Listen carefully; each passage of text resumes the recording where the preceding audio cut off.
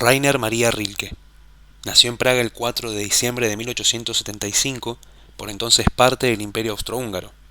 Su poesía, fruto de una incansable búsqueda espiritual, es una expresión de la triste desdicha del ser humano luchando por encontrar un nuevo sentido a su existencia, frente a la decadencia materialista y espiritual en la que había comenzado a hundirse el ser humano a principios del siglo XX, derivando luego en la Primera Guerra Mundial y el decadente periodo de entreguerras.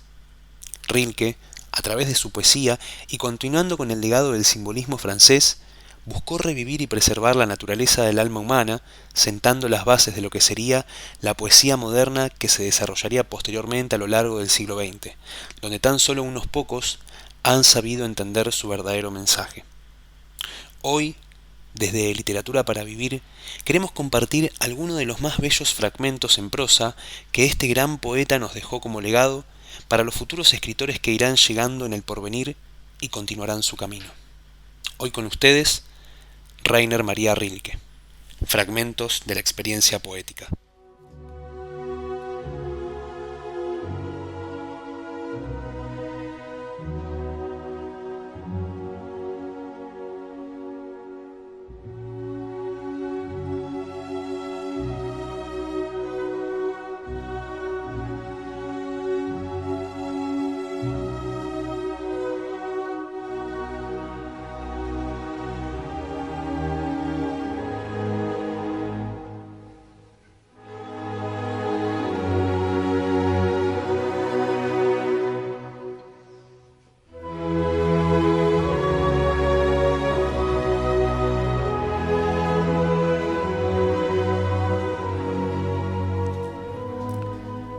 Creo que debería empezar a trabajar un poco, ahora que aprendo a ver.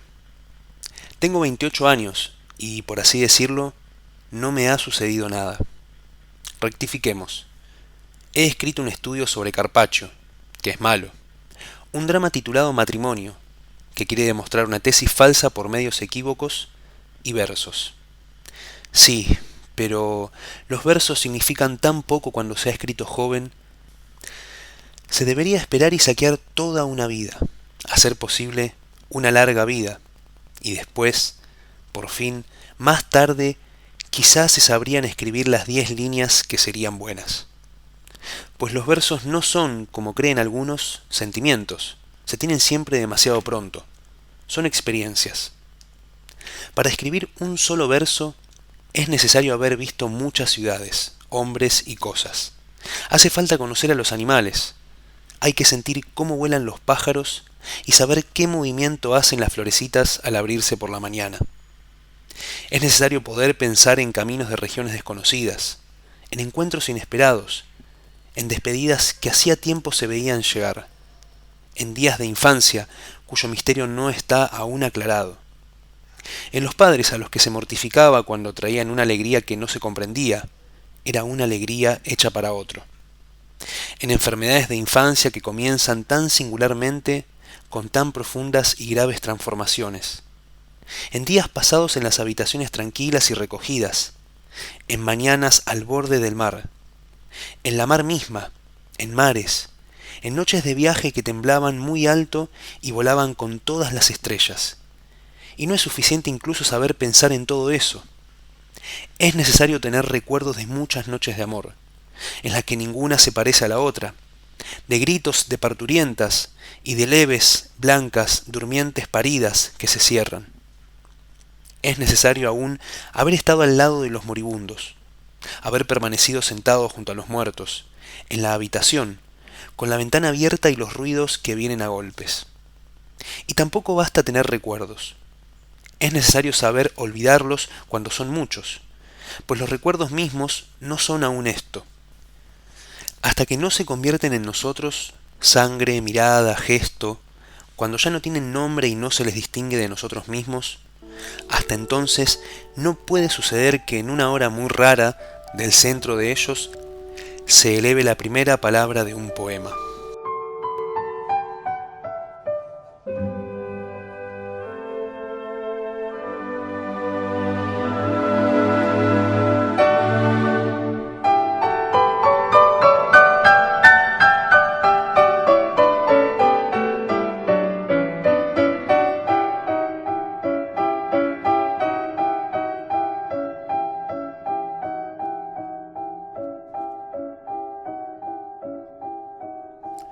¿No sabéis lo que es un poeta?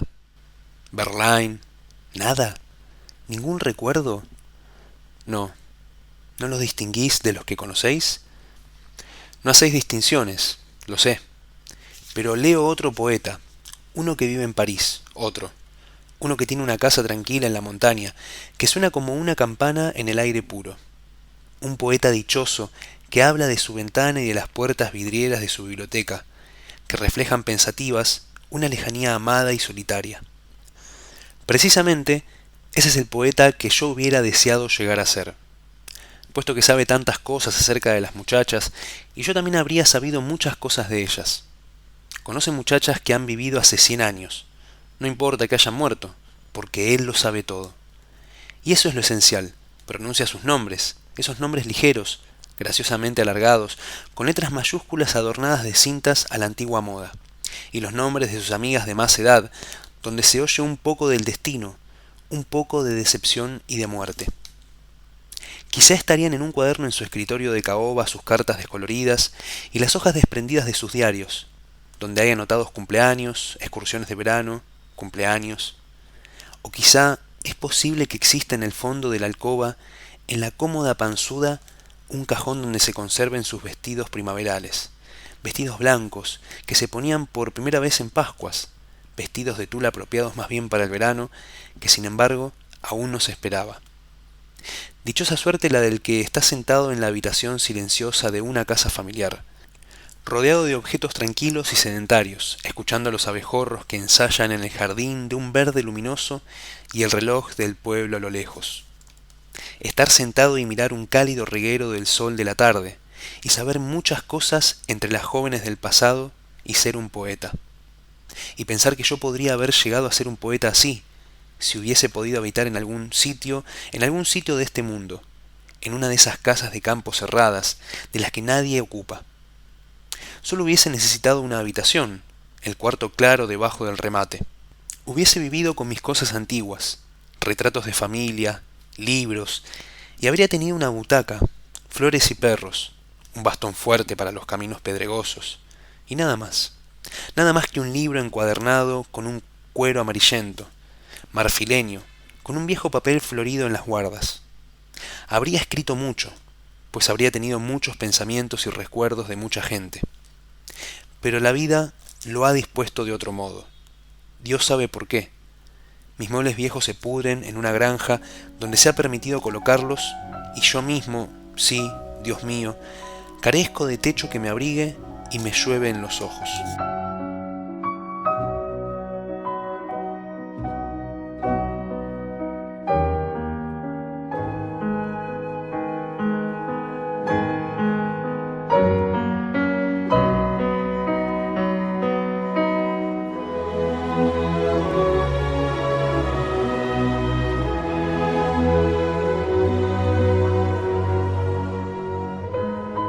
Trato de escribirte, aunque verdaderamente no haya nada que decir después de una partida necesaria. Sin embargo, lo intento.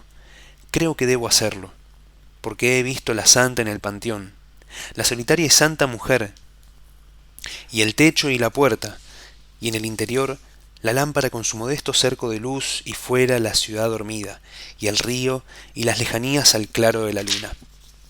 La santa vela sobre la ciudad dormida. He llorado porque todo esto era tan inesperado. He llorado allí delante y no podía más. Estoy en París. Los que se enteran se alegran. La mayoría me envidian. Tienen razón. Es una gran ciudad, grande y llena de extrañas tentaciones. Creo que no es posible expresarlo todo de otro modo. He sucumbido a esas tentaciones y han resultado ciertas transformaciones, si no de mi carácter, por lo menos de mi concepción general de la vida, y en todo caso de mi vida misma. ¿Recuerdas el poema increíble de Baudelaire, Une Charogne? Quizá lo comprenda ahora. Exceptuada la última estrofa, estaba en lo cierto. ¿Qué debería hacer después de tal experiencia? Le incumbía ser, entre otras cosas terribles, entre esas cosas que parecen ser únicamente repugnantes, lo que solamente cuenta, entre todo lo que es. Ni elección ni repulsa están permitidas. ¿Crees que Flaubert escribió por casualidad su Saint-Julien Hospital? Me parece que ahí está el punto decisivo. Sobreponerse hasta acostarse al lado del leproso, hasta calentarse con el calor íntimo de noches de amor. Eso no puede sino terminar bien. Y no vayas a creer que sufro aquí decepciones. Muy al contrario, me asombra a veces de la facilidad con que abandono todo lo esperado a cambio de lo real, incluso cuando es malo. Dios mío, si fuese posible compartirlo con alguien, pero ¿sería entonces? ¿Sería aún? No, pues no es más que el precio de la soledad. La existencia de lo terrible en cada partícula de aire.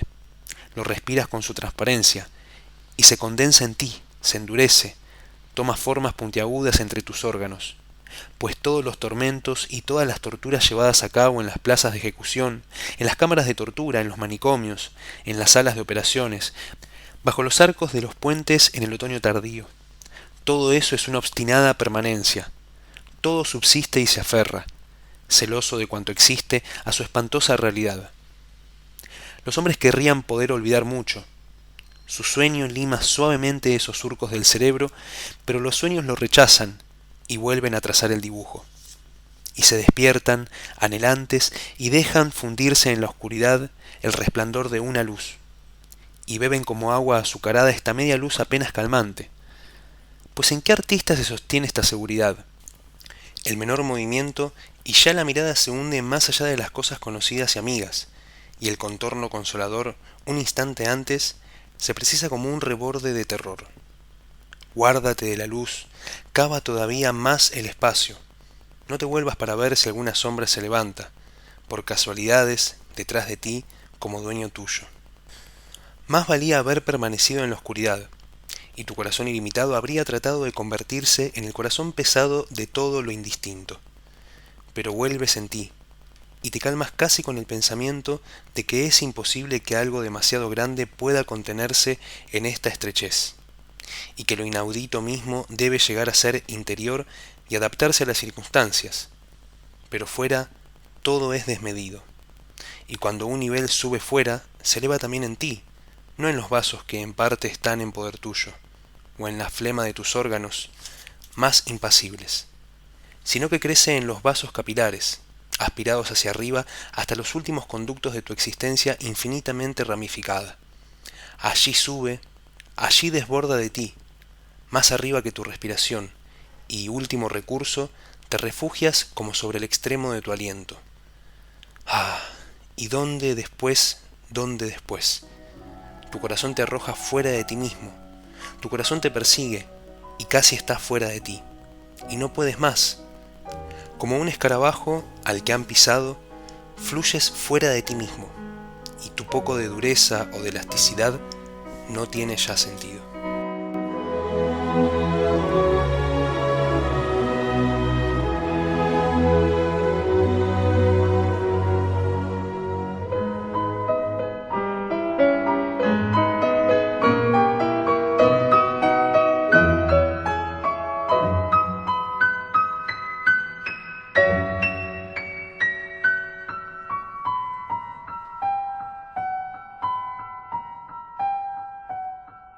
De una carta al traductor polaco de las elegías, Witold Hulewicz, 13 de noviembre de 1925. La afirmación de la vida y de la muerte se revela en las elegías como una sola y misma cosa. Reconocer una sin la otra sería, eso es lo probado y celebrado aquí, una restricción que excluiría, al fin de cuentas, todo infinito. La muerte es nuestra cara escondida, de la vida, no iluminada por nosotros. Debemos intentar darnos cuenta y tener una mayor conciencia de nuestra existencia que, en los dos dominios ilimitados, está ausentada inagotablemente por una y otra. La forma verdadera de la vida se extiende sobre las dos regiones. La sangre del ciclo más vasto circula en las dos. No hay ni más allá ni aquí abajo, sino solo una gran unidad en la cual los seres que nos sobrepasan, los ángeles, están en sí mismos. De una carta a la condesa M, 9 de agosto de 1924.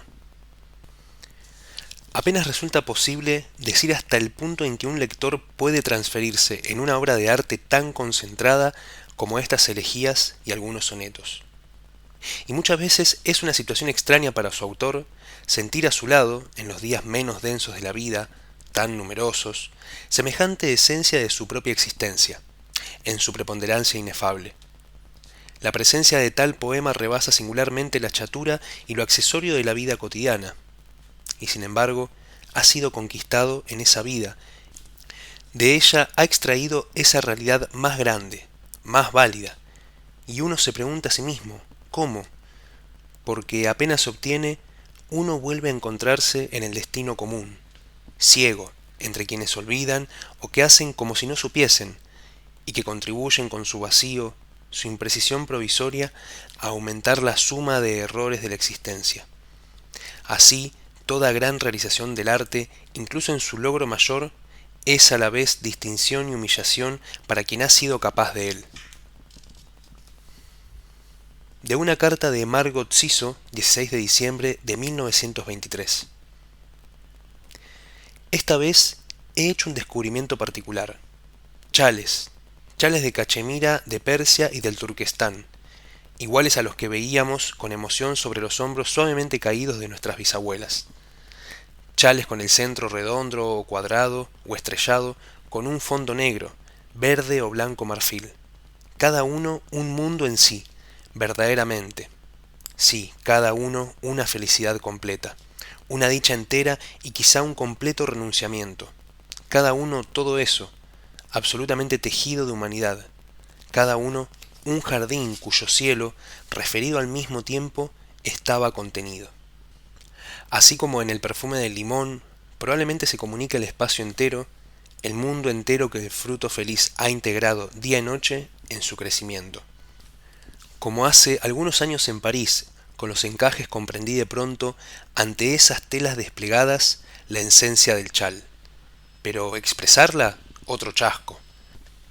Tal vez sólo así, solamente en la transformación que permite un lento y tangible trabajo manual, se logran equivalencias completas, silenciosas, de la vida a las cuales el lenguaje no alcanza jamás sino por perífrasis, a menos que logre obtener alguna vez, en un llamado mágico, que algún recóndito rostro de la existencia permanezca en el espacio de un poema vuelto hacia nosotros.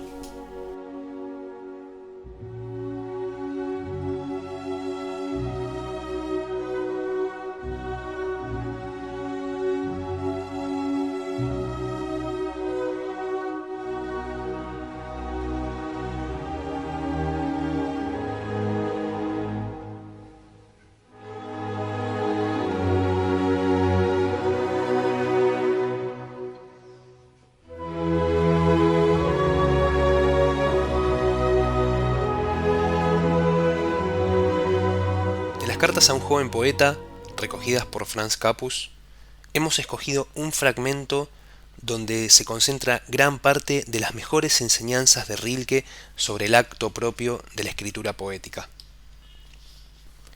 Preguntáis si vuestros versos son buenos, me lo preguntáis. Antes se lo habéis preguntado a otros. Lo enviáis a revistas, lo comparáis con otros poemas y os intranquilizáis cuando alguna redacción rechaza vuestros proyectos. Yo, puesto que me habéis permitido aconsejaros, os pediría que abandonaseis esa actitud. Miráis hacia afuera, y eso es lo último que debéis hacer ahora.